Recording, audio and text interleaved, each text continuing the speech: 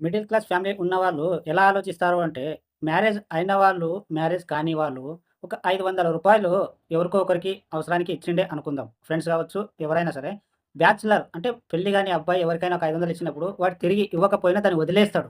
ఎందుకంటే పోనీలే ఏదో ఒక బీర్ తాగిపిచ్చినా అని ఏదో లైట్‌గా తీసుకుంటాడు. కానీ పెళ్లి అయినవాడు ఎలా ఆలోచిస్తారు అంటే, అదే 500 ఉంటే మా పిల్లలకేమన్నా తీసుకునేవాడిని కదా! వాళ్ళేమన్నా తినేటోళ్ళు కదా! అని ఆలోచిస్తారు. మిడిల్ క్లాస్ ఫ్యామిలీ ఉన్నవాళ్ళు. ఎందుకంటే ఆ రూ. 500 ఒకనికి అవసరం ఉంటది. ఒకనికి అవసరం ఉండదు. ప్రతిదీ అవసరం ఉంటది. కానీ పె పెద్ద మనసు చేసుకొని వదిలేస్తారు కొందరు.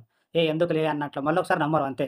కానీ చాలా చాలా ఏమంటారు డబ్బులు ఖర్చు చేయలేని వాళ్ళు ఆ 500 కాకపోక రూ. 100 కాకపోక దాన్ని ఎలా హింసిస్తారంటే అంత బాధ పెట్టేస్తారన్నమాట. అందుకే ఎవరి డబ్బు పెట్టుకోకండి. రూ. 1 అయినా, రూ. 10 అయినా వాళ్ళ మనసుని బట్టి. మంచి వాళ్ళకే ఎక్కువ మోసాలు, చెడులు జరుగుతూ ఉంటాయి. చెడ్డ వాళ్ళకెవరు ఏమి అనరు. ఎందుకంటే వీడు చాలా రిగ్రెట్‌గా చేస్తాడు, చాలా హింసిస్తాడు కాబట్టి వాళ్ళని ఎవరు గెలకరనమాట.